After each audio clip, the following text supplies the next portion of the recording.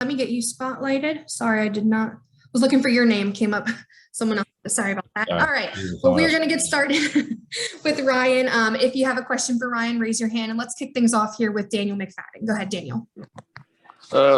Hey, Ryan. So it's been a few weeks since the cover for NASCAR Ignition 21 was released, and you're on it along with two of your good friends. And I'm wondering what does that mean for you to kind of be representative of the sport in a medium like that with that video game? Yeah, it's neat. As a kid, I played a lot of the NASCAR games growing up. And you always like to see who's on the cover, and it's really cool for them to, for me to be included in that. Hopefully, people enjoy the game. It's been pretty neat to watch the gaming technology kind of keep coming along, and so yeah, it's pretty cool. I'm the back marker car on the cover, but hey, I'm excited to be on it. Thank you. We're going to take our next question from Alan Cavana. Go ahead, Alan. Hey, Ryan. At some point in the season when Todd says it's his last year, for some teams that could have just, I don't know, you could have folded. You start worrying about next year, who my crew chief's going to be, all that stuff. Clearly that didn't happen. So was there a conversation about keeping it going, keeping it focused and all that? And do you remember, those few moments after you heard Todd's news? Yeah. I mean,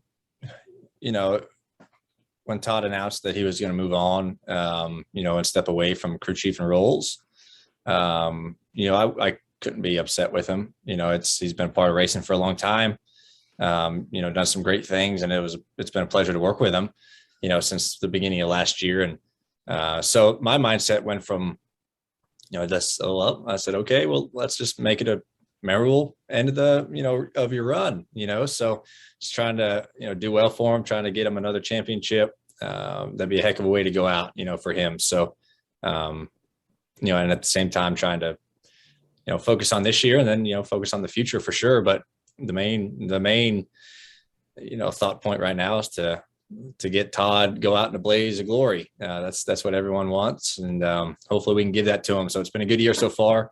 We've done some pretty cool stuff, and you just hope to keep it going. And like I said, send him out with a bang. That'd be pretty neat. But there was never any worry about his focus or motivation to end strong? No. I mean, he's not that kind of person. He's going to be motivated and driven to do the same. He wants to go out as a winner as well. So no, there was never a worry in my mind where if like his mind was going to be on different stuff or things like that. I never had that worry at all. Thank you. All right, we'll take our next question from Zach Sterniolo. Go ahead, Zach. You've ever had going into the playoffs. What does it feel any different for you going into this first round, especially? And what are the biggest obstacles do you feel like to get? I think, it's been nice to finish out the regular season strong, especially with 2 wins back to back right before the start of the playoffs, and, get a lot of playoff points and be seeded second. That's something I haven't really had in my other, kind of playoff attempts is really a lot of bonus points and not a lot to really have in your back pocket, in case you have like a bad race or just kind of an extra cushion. So that stuff is nice to have. That's for sure. I mean, it really does help you out, but really the focus is the same, just trying to do our job the best we can, trying to perform just like we've been performing, the past couple months here, and you just try to keep that up. So it's definitely a better position to be in on our side than where we have been in years past, and you just hope to utilize it. Thank you. All right, we're going to take our next question from Kyle Foster. Go ahead, Kyle. Hey, Ryan.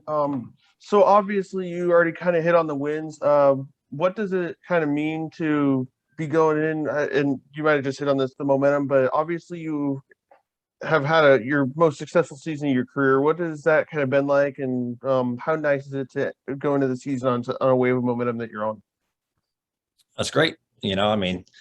Motivation or momentum and confidence are something that we have right now, in the 12 group, because obviously the past couple of weekends, it really helps get that rolling.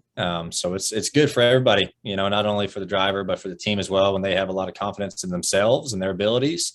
you know, and you can believe that you can do it and make a strong run at the championship, you know, that's part of the game. You know, you got to believe you can do it. And this team does believe in themselves, and they have every right to. They're a great group of guys. It's been a pleasure to work with them.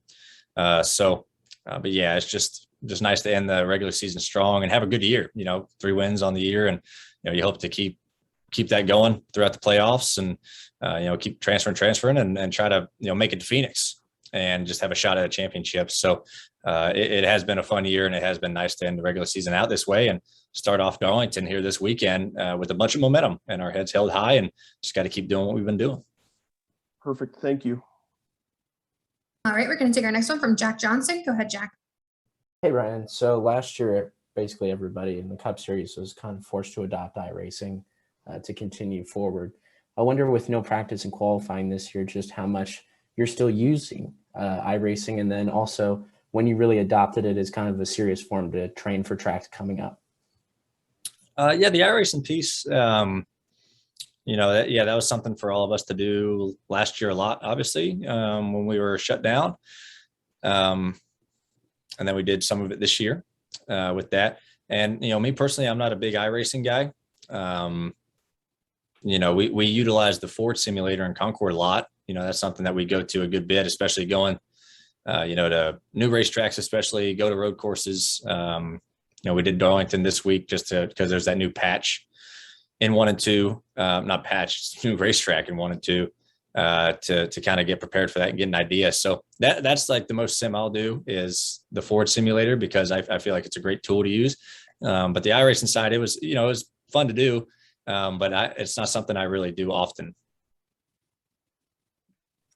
All right, we're going to take our next question from Eric Smith. Go ahead, Eric. Yeah, thank you, Ryan. You mentioned going to the playoffs last year. You had Richmond kind of circle as your spot you're a little more concerned about. Are you concerned about any of the 3 tracks in this first round, or do the playoff points kind of help ease your mind a little bit that you got a little bit something banked in there if something that should happen? You know, yeah, I mean, you know, Richmond's not a place where we've run spectacular at in the past, but, you know, something that I really have my mind on is, you know, Richmond and Darlington. You know, earlier this year, we ran the best we've ever run. You know, we ran top 5 at Darlington most of the day and ended up 8th. And at Richmond, we, you know, run top 5 in the first stage and kind of got away from the handling, but ended up running 11th and just having a good solid day there. So the confidence for me is, you know, having a couple good races there earlier this year. And once you do have, you know, a solid race at a track you might not have had good runs at before, it gives you the mindset of, okay, I haven't run great here in the past, but we had a good race. Let's work on that. You know, okay, now I kind of have an idea of what I need to feel in the car, how I need to drive the racetrack, and what I need to work on throughout the race to try to, you know, stay up there and be competitive. So that's a great notebook we had from earlier this year at both those racetracks.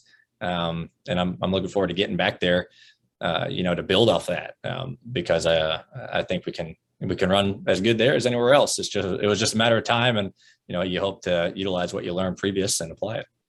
Thanks, Ryan. Good luck this weekend. Thanks. All right, we'll take our next question from Holly Kane. Go ahead, Holly. Hey, Ryan. I wondered if you sense some sort of a ramp up in the playoff drivers, kind of the way they go about things. Is it a little bit more serious, a little bit more intensity? Does that change at all during the playoffs? Yeah, I think so. You know, I feel like there's,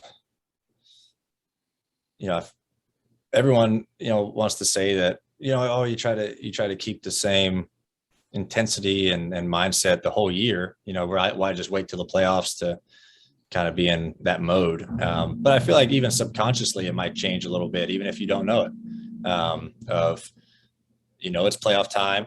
There is more intense things going on just because you know what you're racing for right now. And, you know, everyone wants to get it. So, yeah, I feel like it does change. You know, it is a lot more intense racing, I feel like, at some points for sure. So, yeah, just different mindsets for not only the drivers, but the teams as well to really perform under these type of situations. This is what everyone wants, right? Everyone wants to perform well under the pressure scenarios. And when it comes down to playoffs and championship time, that's when, you know, people rise to the occasion. And so, yeah, I think that does ramp up, and it's, it's something that I can obviously see, and it's something that I'm a part of as well. And our group is, doing that same thing. It ramps up, that's for sure. Thanks, Ryan. All right, Ryan. Well, that's all the time we've got for you here. Thank you so much for taking some time with us, and we wish you the best of luck in the playoffs. All right. Thank y'all. Thank you.